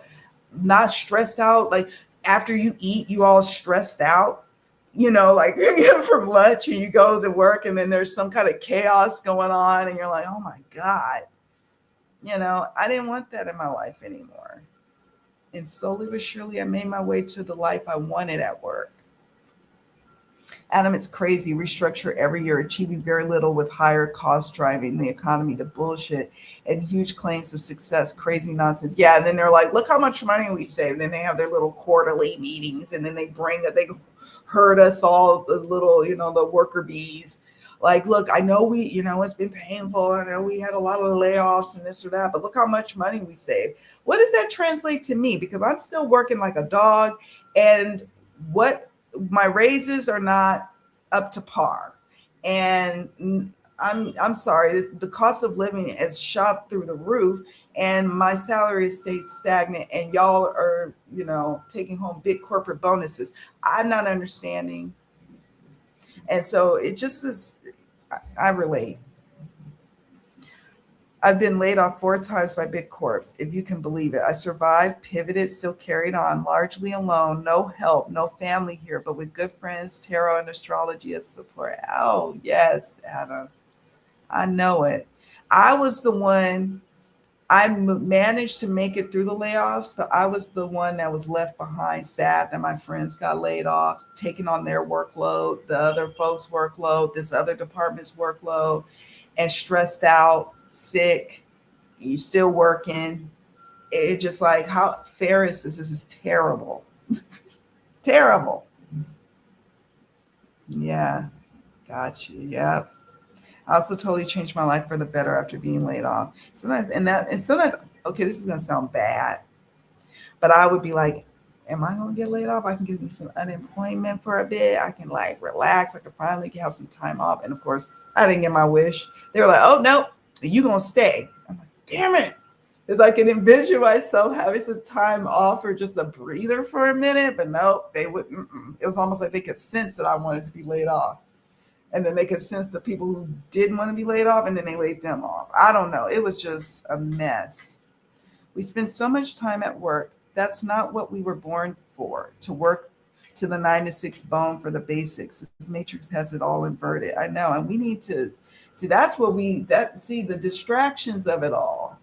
That's why the liberation, what was it? Free energy? Where are you? That's what we want. That's what we need. This technology has the potential to liberate humanity from the control of the few and provide limitless energy for all. The universe, source, energy, angels always protected me and helped me get out of tricky situations back on track without fail. Literal job positions, necessary people. Yep, I love that. The necessary people who come and partner with you, support you, cheer you on. Help appearing out of nowhere. In life and even death, every problem has a solution. It's impossible for there not to be. This space is set up like a giant cosmic jigsaw puzzle.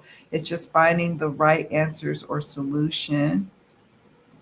The Adjustment Bureau, a film about the grand plan of life. Ooh, I want to watch that. With unconventional angels, men in black type characters who realign humanity back on track is fascinating. Okay. I like the name of it too. The Adjustment Bureau.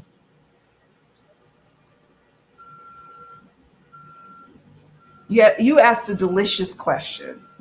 Many of us can relate to. Those cards really point to opportunities of plenty. Yep. That as soon as you like, just spirit, come on now, align me with just plant them all around, and then I need to be able to see them. Not just they're around, but I need to see them. Also, Kim's Empress Day, which his entire theme is abundance, birthing of the new, finding oneself. Absolutely. It's like the perfect, like Empress, for your question. Wow. It's been working out that way. Like when we were at the magician and the high priestess, it was like, oh, the questions are kind of themed towards that. Oh, you are so welcome. Thank you. You took me down memory lane. I was like, oh my goodness. Whew. It was a time. Carnelian can be a really energetic, active stone. I love carnelian. Where's my little carnelian heart? Where are you? There you are. I have carnelian everywhere. That was such, okay. That was such a great message. You're welcome. Oh, thank you. It was a time. Oh, it was a time. Yeah, check out your crystal store. I do miss a good crystal store. Let me tell you. Did I go when I was in the States last year? No, they closed down one of my favorite crystal stores, and I didn't bother to look for a new one. I was sad about that. But then I realized, girl, you got so many crystals. You do not need no more crystals. Yep, that's my fear. Watch my dad give his all to let it go at 50 like nothing. Exactly. I think my mom was like 52-ish, so well before retirement age, right? They did give her a severance package, but she still was like, I'm still wanting to work. And then you're at that age where you're kind of aged out. And I just remember, maybe because I'm technically Gen X, but I'm kind of on the cusp of millennial. I just remember this theme in my head. Like they don't have loyalty to you, so you don't need to have loyalty to them. Them being, the corporations, the powers that be. Yes, I'm gonna give you my all. I am going to give my all when I'm working, but I know in the back of my mind that I need to stay on my toes and make sure that I am ready to go on my terms. I used to say this as a mantra. Maybe that's why they wouldn't lay me off. But I used to be like, I start and leave a job on my own terms. And that has been pretty much what has happened for me. So, yeah, like nothing. You're right. Like just started like, oh, well, bye. Like this person, these people haven't like given their all. Ugh. When I was 18, I worked in a posh hotel. My boss was a monster. She talked down to everyone, swore at people. Mm-hmm. When she started on me, I quit without a new job. I told her I told her to her face, she's unbearable. Absolutely. Sometimes it just has to be done and said. Like, who the hell do you think you talking to? Because let me tell you, like some of the most unprofessionalism I've seen, it shocked me was either A, when I worked at this like drugstore, and I was a cashier, and this lady, she was my supervisor, and she was kind of like, she let that position go to her head. I mean, like, my girl, we over here at like a Rite Aid, I don't think Rite Aid is even a thing anymore. What's the new drugstore? CVS, Walgreens. You over here, a supervisor, a shift supervisor, you need to calm down. But I was 18 working there. I was a young teen mom, and I felt like I had no choice, and she just would change my hours all the time. Oh, didn't you see I made a change? You need to come on in now. And so then that's when shortly thereafter, I was like, my mom got me on to Wells Fargo. I worked there for like 9 months, and then I went into insurance, and I worked in insurance for 19 years until I went to work for the state of California. And then when I got to the state, some of the most unprofessional folks I've ever worked with in my life was there. I was like, this is so crazy. Don't be in like just talking to you crazy, just super unprofessional. A friend of mine was a customer service rep at a big health insurance company, and she used to cry daily and have trouble sleeping due to the anxiety. Oh, I know that feeling. It was a great day when she was able to retire too. Absolutely. I temped at a health insurance company. So I thought, okay, I'm going to move away from what they call property and casualty, like auto insurance, homeowners insurance, that brand of insurance, right? I'm going to go into health insurance. I want to make a difference. I'm going to be a claims person in health insurance. I lasted not even a week. I people members or whoever like their insureds would call in cussing me out. Because they have been on hold for hella long, like on the phone, and I'm like, I got to deal with this daily. And then the bosses were awful, so I'm getting cussed out by the customers or insureds and claimants, and then I'm getting mistreated by the bosses. So it was a temp job that was supposed to be temp to hire. I was going to be hired on if it all worked out. I didn't. I was young. I think I was like 21. I don't know. I was young, maybe 20. I don't know, but young. And I didn't go. I One day I was like, I'm not going back, and I didn't go back. And the temp agency woman, and I never did that before or after. I always gave notice, sometimes too long of a notice, but I didn't show up. And the temp agency person called and cussed me the hell out. Like, you embarrassed us. I was like, well, that's too bad. I'm not going back. There is no way that my mental health can tolerate that. And what has sent me over the edge was I went down where the smokers were that worked there a long time, and they were like complaining and complaining and complaining. And I was like, does it ever get like, do you all ever have a good day? They're like, no. And I was like, oh, I am not doing this. I went promptly back into property and casualty insurance, where I stayed for 19 years. Health insurance was too much for me. I've worked in a factory, gay bar, off license, hotels, law courts. Ooh, law courts would be fun. As IT in a bank, office work. Let's see. Oh, MC opposition, Uranus, Mercury opposition. Tried it all and survived it all. Here we are. We standing. Here we are. Even aliens match with the Empress, the releasing of the abundant cosmos out there and embracing what's out there. Yes. It's crazy, right? Like, we got horror stories. That's what we got. My lamp is flashing again. My local building's lady ghost is back. Oh, okay. If y'all haven't noticed, I haven't really been doing my Mystery Mystic series for a while. I had to take a little breather, a little break. Some of the cases I cover were really heavy, but I have one I need to go back as a cold case. And then I'm finally wanting to get to my paranormal, my Mystery Mystic paranormal series. I'm super excited. I made a little intro and everything. I bought me some decks for it. So you just reminded me, Adam. I got to get back to my Mystery Mystic paranormal. When my sister-in-law was young, she says she couldn't wait to grow up and go out on her own, only to find out that the working world was the biggest kindergarten ever. Exactly. Hella immature, hella just. And I remember telling my mom, like, I don't know why I was in such a rush to grow up and move out on my own. I don't know. And she was like, I don't know either. You were hell bent on growing up and being just out. And then I'm like, I don't know why. Because my mom and dad were like, you could stay as long as you want. But I had to grow up.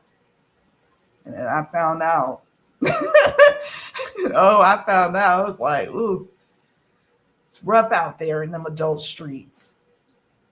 You got it. Many workplaces are like the Wild Wild West. Everyone's faking it to make it. Exactly. Everyone's got a chip on their shoulder, right? And they got something to prove. And and they'll dime you out and all this and that. And that was another thing I had to I'm like, I only want like the most aligned people in my circle, even in this crazy workspace. And so eventually over time, I end up working like for a great boss that I worked with at a prior company. He ended up moving to the company I worked for, and he is amazing. We had a phenomenal team once, he got his team together.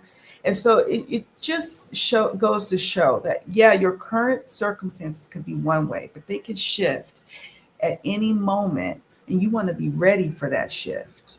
Okay. Donna, I'd rather be a kid again with rich, loving parents.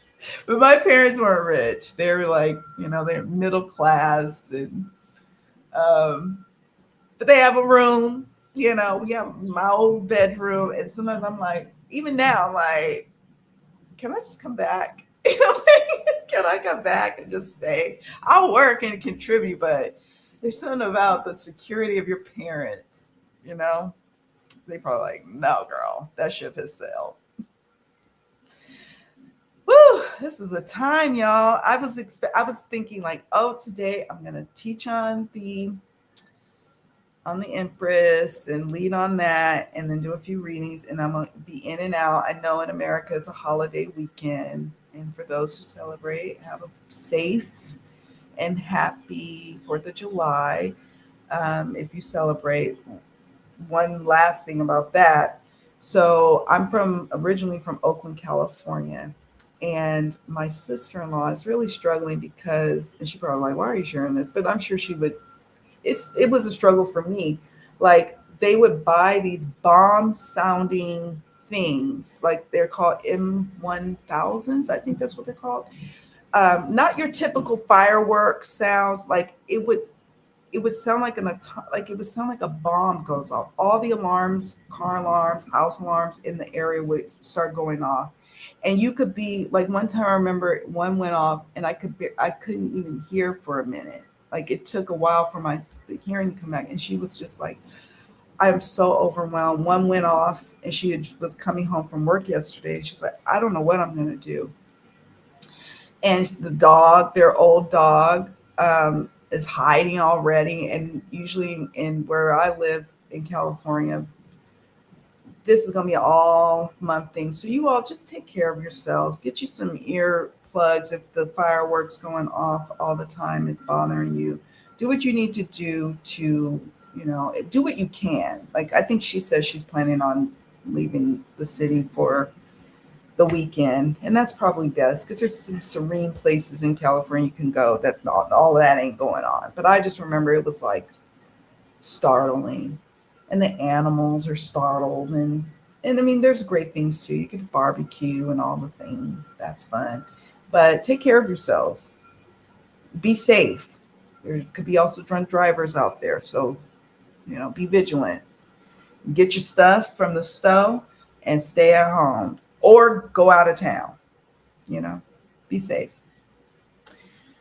Yeah, we were also middle class, very loved, but this around we could do loving and rich. Yeah, you know what? Like, yes, universe. If you say we can come on back, I would love to be rich. Okay, I would be generous. I would be generous. I'd be. Where is she? I would be so generous. I would. I'd be a gentle and loving and nurturing Empress. Yeah, it was all. I could hear her voice. My husband was talking to her on the phone. I could hear it, and it's triggering and alarming. Literally alarming. Literally. In Sacramento, they don't usually do the M1000s, but they do illegal fireworks where it's like the big ones that go up and like they're all beautiful, but you're not supposed to do that in a fire zone or like in a residential neighborhood. But they're really beautiful. But then the firefighters are like on standby because it's like, California is known for having some unruly fires. So it's kind of stressful in that part of the state. Yeah, take care. And yeah, drink lots of water. It's hot. The Walking Dead series shows how fast this matrix can fall. Yeah, I love The Walking Dead. It's one of my favorite series. How fast society can go from big corpse to corpse land. We got to taste a little bit of that with the pandemic, the ghost highways, right? It was feeling like, it's feeling kind of Walking Dead-ish. No one on the highways, especially in California where it's normally filled with traffic. And you're like, oh my God. I can't stand loud noises either. Oh, you're in South Africa? Oh, stay warm, friend. Stay warm. See, I always, at the start of this, I was like, some of us in the northern hemisphere is hot, and then some of us in the southern hemisphere is cold. It's wintertime, so stay warm. Stay warm. Oh my goodness. It's safe. Yes. Stay safe, stay warm, stay spiritually lifted. Keep us posted on, things going on. I will be back for another Feel Good Friday. I'm like, okay, we'll take a break, but it's so good when we were discussing the cards, so I can't resist discussing the cards. So think of, the next card in the order. We're going in the order. So think of your favorites as we move forward in the series. Thank you all so much for being here with me today. And I wish you all a fantastic weekend and a week ahead. And I'm thinking we're going to meet up again next Friday. Probably not the following one because I'm going to be doing the live with Donna on the 16th, which is a Thursday, and then a live over on Scott's channel, Scorpio Sun Tarot, on Saturday. So usually it's like, y'all gonna get tired of me. So, but next weekend we'll try to get together. You're welcome. Thank you, my Southern Hemisphere friend. You're so welcome. Thank you for being here. All right, friends. Talk to you later. Ciao.